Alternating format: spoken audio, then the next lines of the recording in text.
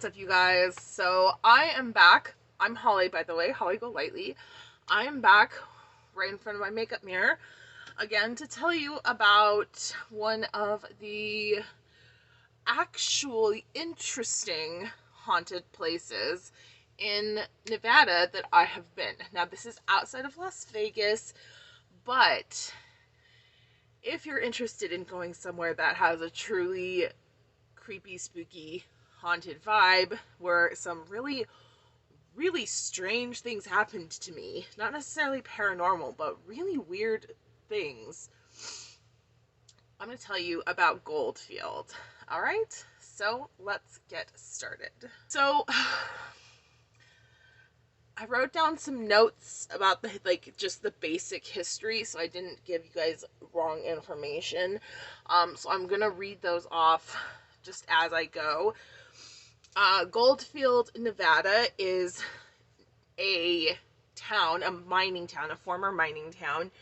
It is not the same place as what bills itself as the Goldfield Ghost Town, although the Goldfield Ghost Town uses the history of the real Goldfield. It's actually a tourist attraction. It's set up entirely for entertainment purposes. I've never been to the entertainment spot, but I read that they have like a mine train and stuff, but it tours like a fake mine, like a replica mine and stuff, which obviously you don't want to go touring a real mine because that's dangerous as hell. So Goldfield was established in 1902 and began to gain in population in 1904 when gold was discovered there, hence the name. It reached its peak population density in 1906 of 20,000 residents, which at that time was the largest city in Nevada.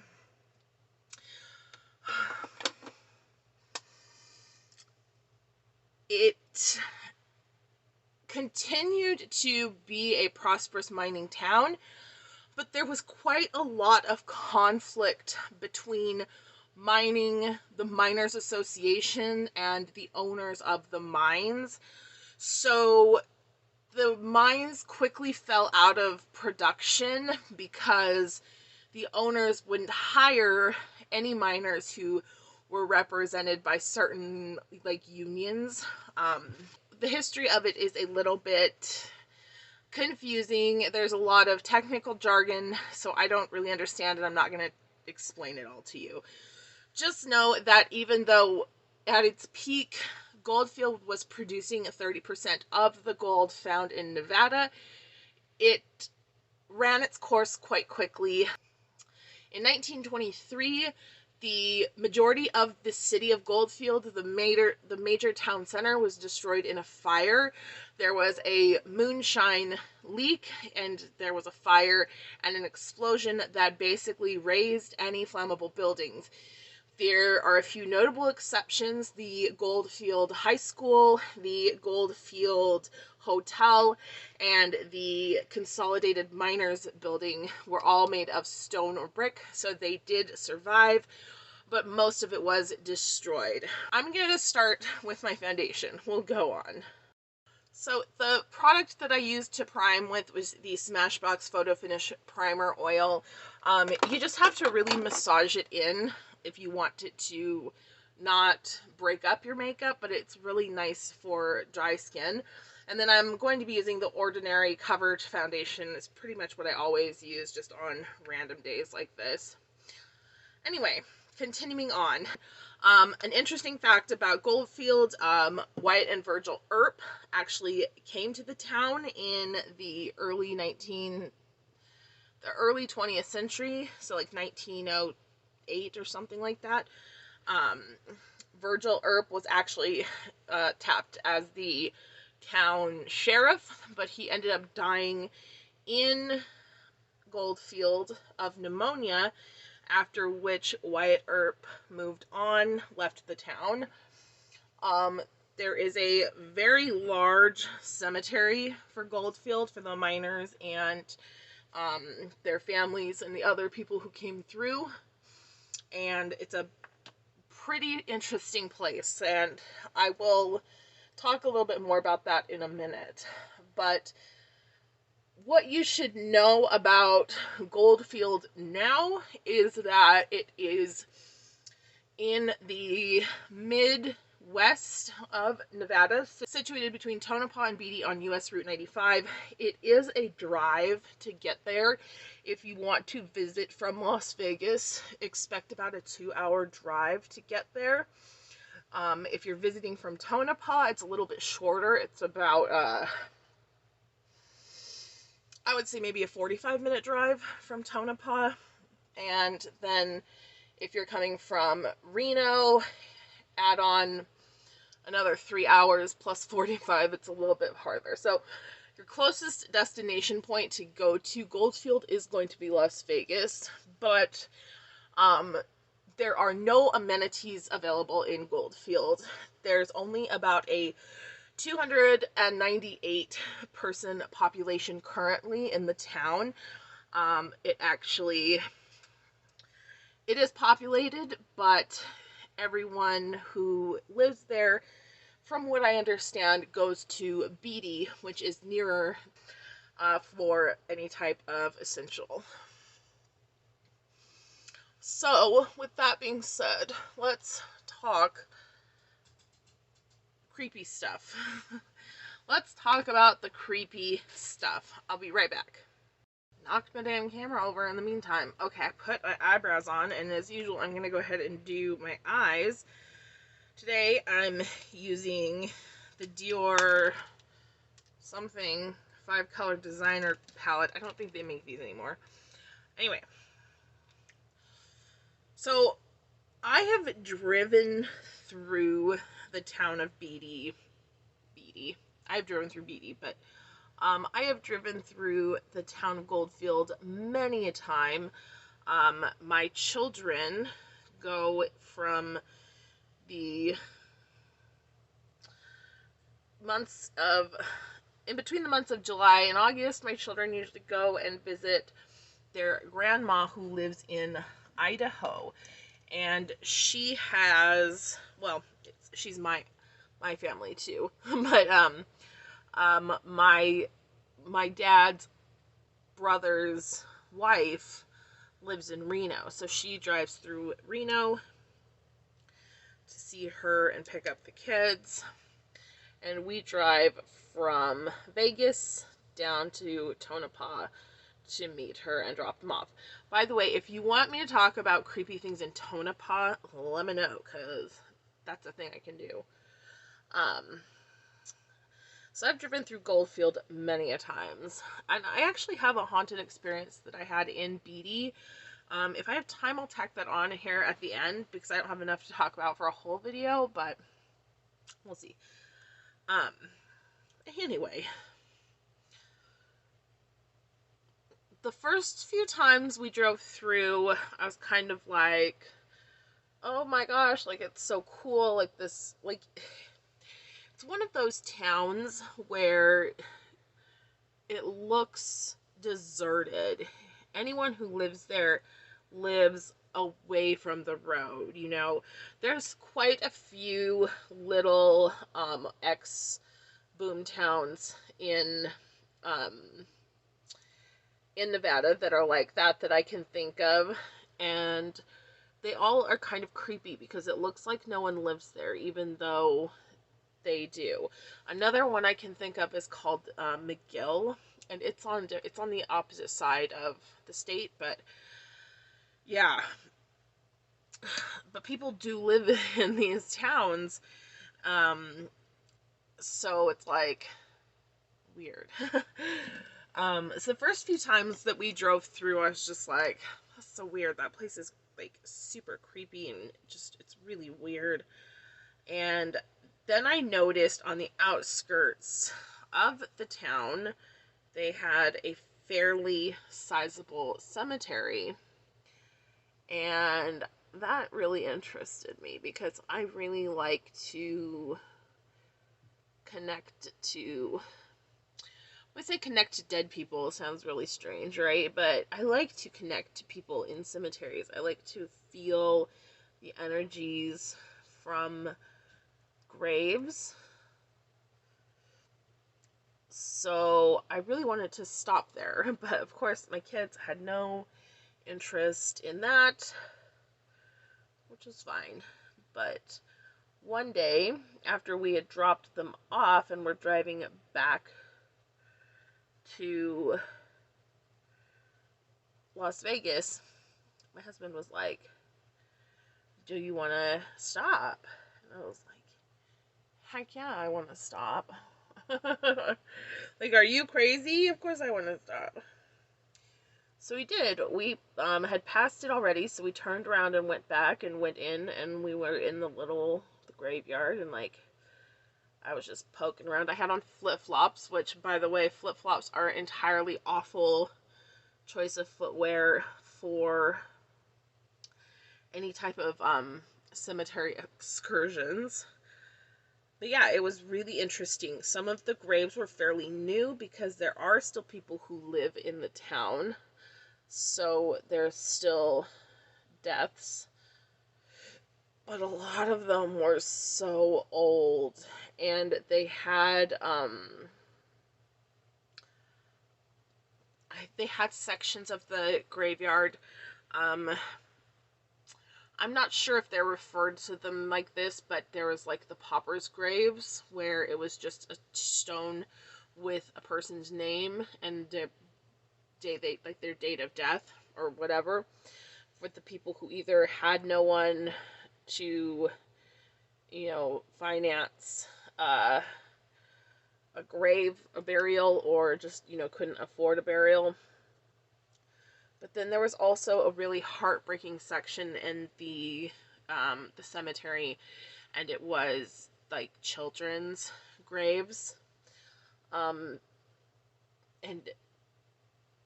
there was a lot of these children's graves that were clearly being very well respected even to this day. Like, someone, or more than one person, not that they knew them, because a lot of these were quite old, but there was things like stuffed animals and flowers. There was flowers around on other graves, but more so for the kids, just because, they're kids.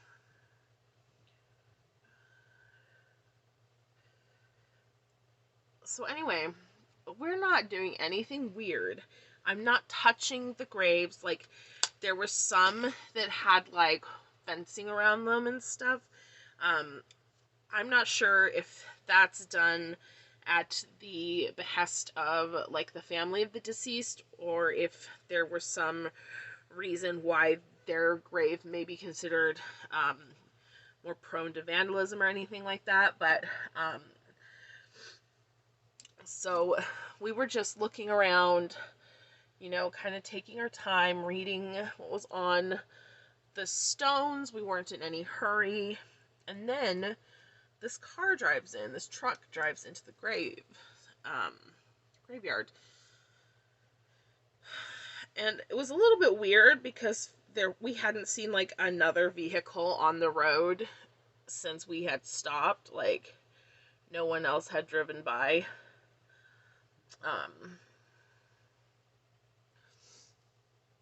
So it was like, that's weird that the only other car that came through wanted to come into the graveyard too, but whatever.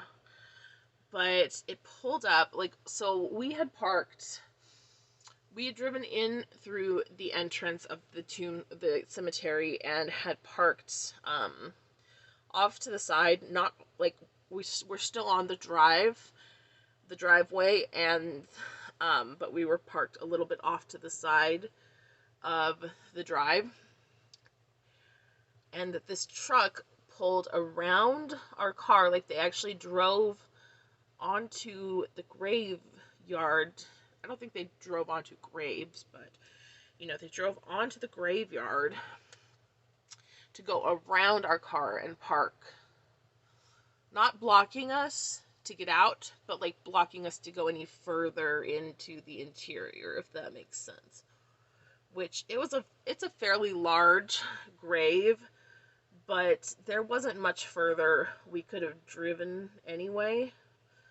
So we didn't really think anything of it. We were just like, we were pretty far away at that point, and we were just looking around and, you know, saw this car drive in, saw them park, and then these two men got out and just stood there.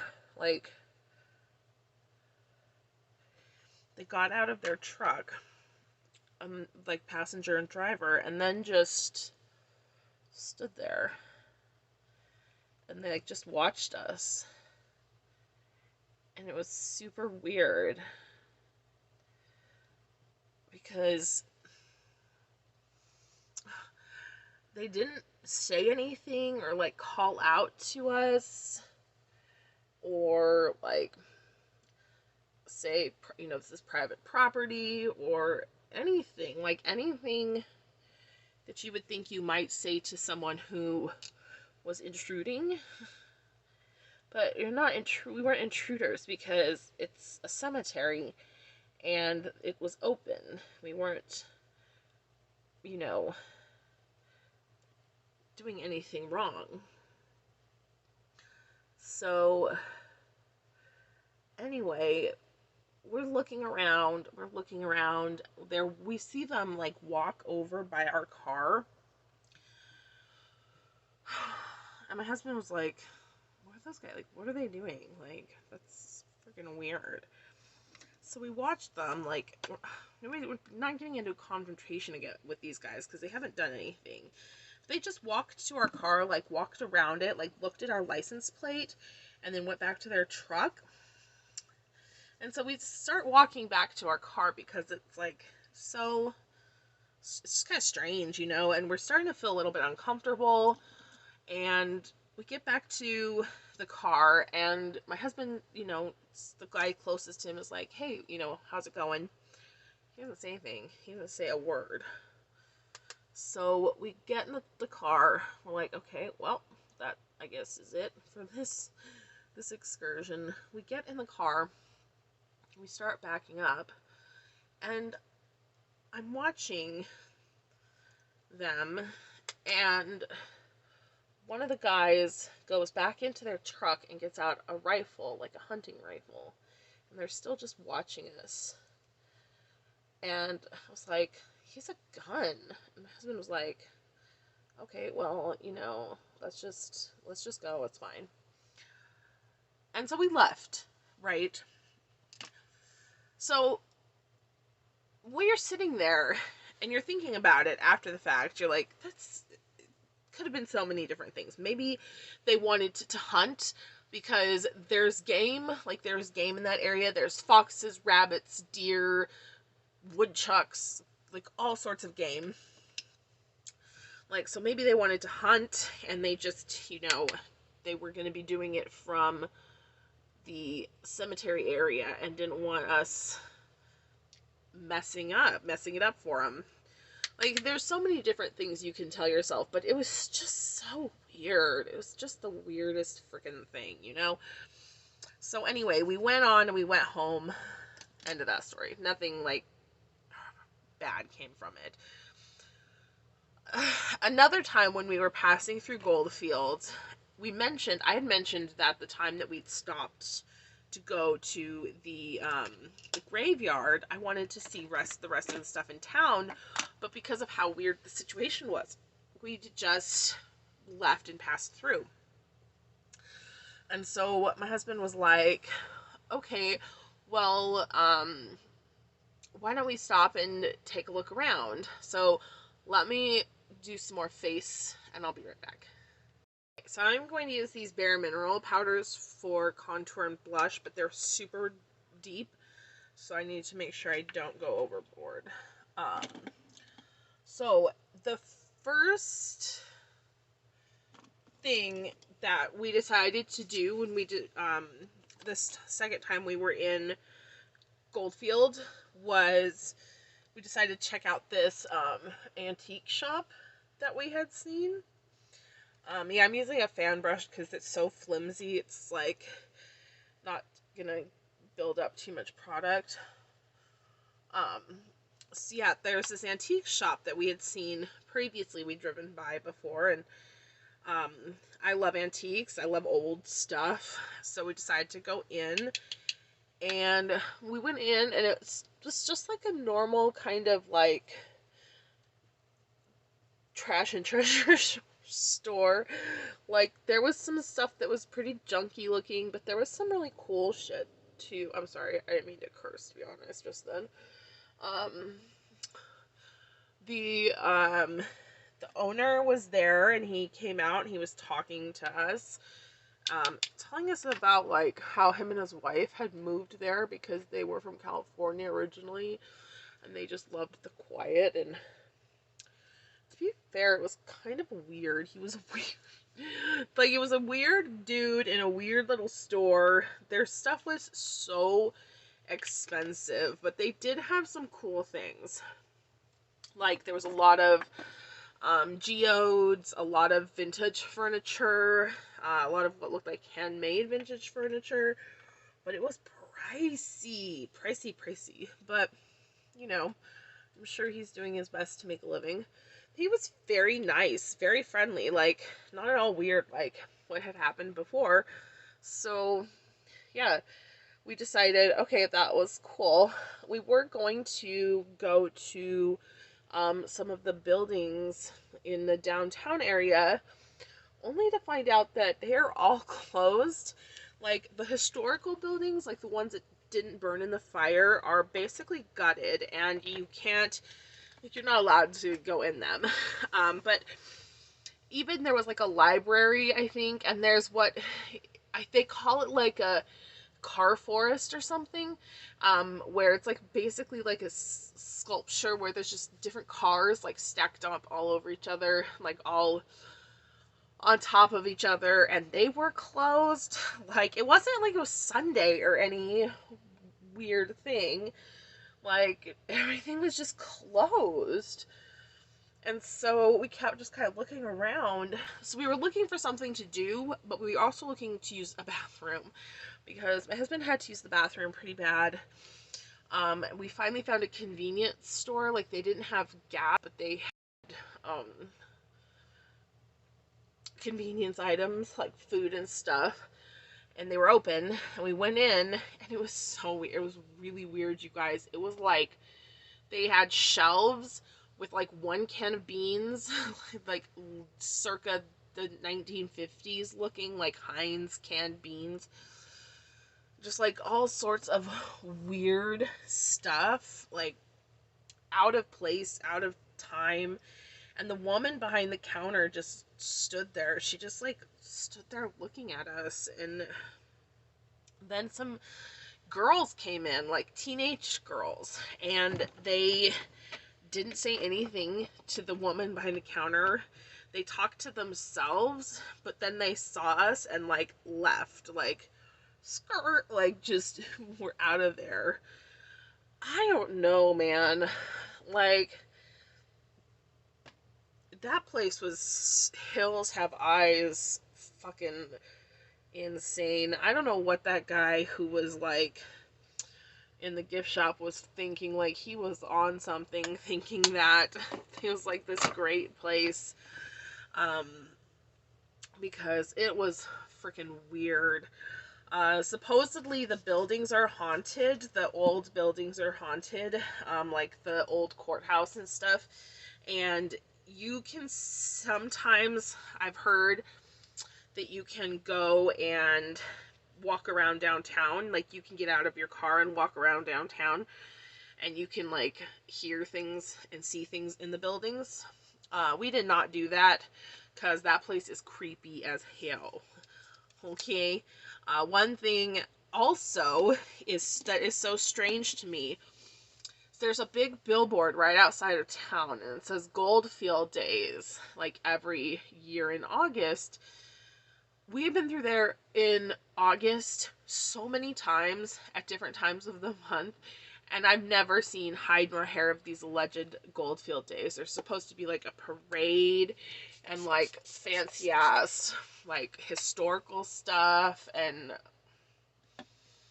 I think that they don't have that, and they just didn't take down the buildings because that's all creepy. That place is creepy. If you want to get creeped out, save your quan on the Haunted Museum and just drive to Goldfield. Beatty is on the way. It's between Las Vegas and Goldfield, and I will tell you about my encounter there in just a moment. So I got some new makeup items that I was wanting to play with. I got this new Gucci mascara L'Obscure. This is just one coat. Not sure how I feel about it. It's a little wet, so I'll have to give it time to dry out. And then I also got this Marc Jacobs pout liner in the shade Slow Burn. It looks like that. And this NARS Orgasm lip oil. So that's what I'm going to be using on my lips. So anyway, so this was the same trip because we couldn't find a bathroom in Goldfield.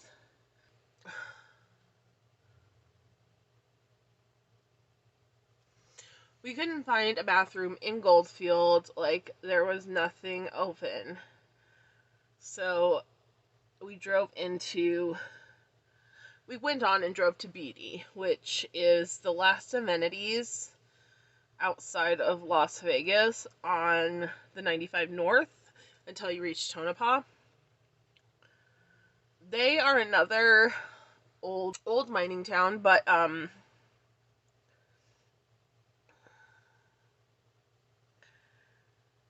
have stayed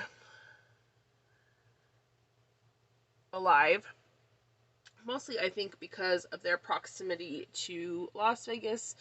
They're more conveniently located than Goldfield, which is quite closer to Tonopah, which is another old mining town, because that's what all of those towns are. It's what all of Nevada is. It's old mining towns.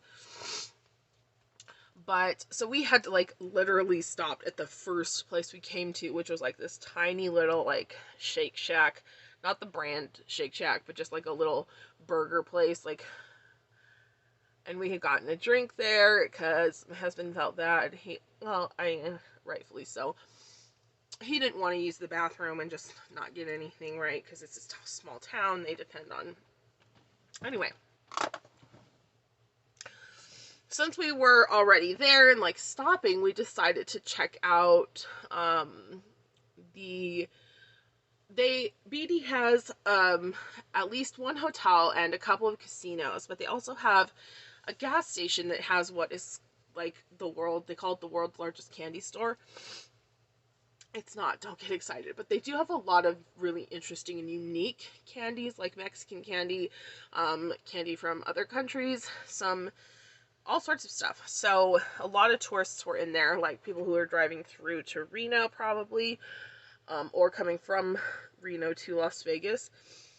So we had stopped in there, and then we were thinking about eating. So we walked across the way to the casino. It was a Stations Casino, which is a chain here, so it was like totally what you would expect from just a run-of-the-mill Las Vegas hotel casino type of thing. And they only had a Denny's, and we were like, we can have Denny's, or we could just wait till we get back to town and have something else, because our kids aren't with us, so we can eat any cuisine we want. And then we decided to do that. But since we were in the casino, because I'm a degenerate gambler, I was like, let's gamble, let's do some gambling. My husband was like, okay, whatever. We gambled a little, had a little fun, spent like $20, and on the way out, I needed to use the bathroom. So I went into the bathroom, and there was some weird music playing. Like, I'm sure it's not weird music, but it was unfamiliar to me. It sounded like elevator music, but like from like the 50s or something like that, like old-timey sounding music. Genuinely to this day, I can't tell you for sure if that was the music that was playing like everywhere or if I literally walked into like a weird time warp or something.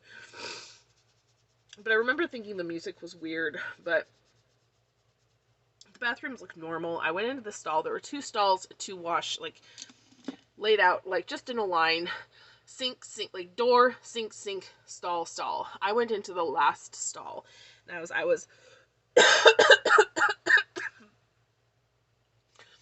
as, oh my god, my throat.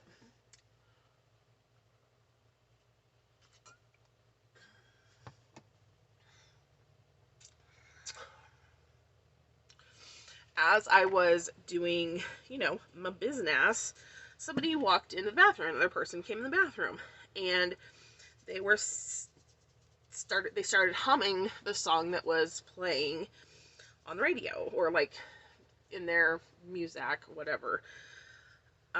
They went in the stall next to me. I heard it click, and I could hear this person humming, and I got up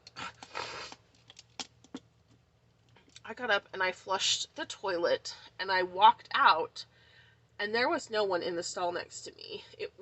The door was open. There was no one there, and there was no way for anyone who could have come in into the stall and then finished up that quickly and left in the time that I heard them come in, that I finished and I walked out. And I lost it. I mean, when I'm telling you, I didn't even like wash my hands. I mean, I booked it. I was like, we have to go. And my husband was like, what do you mean? Like, what happened? I was like, I don't freaking know, but I don't want to stay here any longer. Like, we have to go. So we left, and he did not believe me. To this day, he thinks I was just imagining things. Like, he was like, you probably just heard someone in like the men's restroom close the stall and thought it was there. And I was like, no, that's not it. But to this day, he doesn't believe me, but I know what I heard. I don't know if the Station Casino, I think it's a Rio casino that was in Beatty, was like built on anything weird or the remains of anything weird, but there was for sure like a ghost. So anyway, you guys, that is my Haunted Nevada Ghost Town Edition story time for you today. I hope you enjoyed it. As always, I will try to remember and list the products that I use down below. Most of the more like the base and complexion products stay the same every time, so I'll try to list them for you. If you have any suggestions for next week's topic, which will be the last one for October, I think, let me know. And also, if you'd like me to continue doing these types of videos, talking about any other things, like paranormal things, let me know. I'd be happy to. Again, as always, I'm happy to recount other people's stories as well as my own. So just share something you think that I would like to talk about, because I would definitely like to share it with you. Although you'll already know because you told me, but I'll tell you, it's like a game of telephone. I don't know. Anyway, thanks for being here. Like, subscribe, and make sure you leave me a comment with what you think before you go. And I will see you on the next video. Mwah! Bye!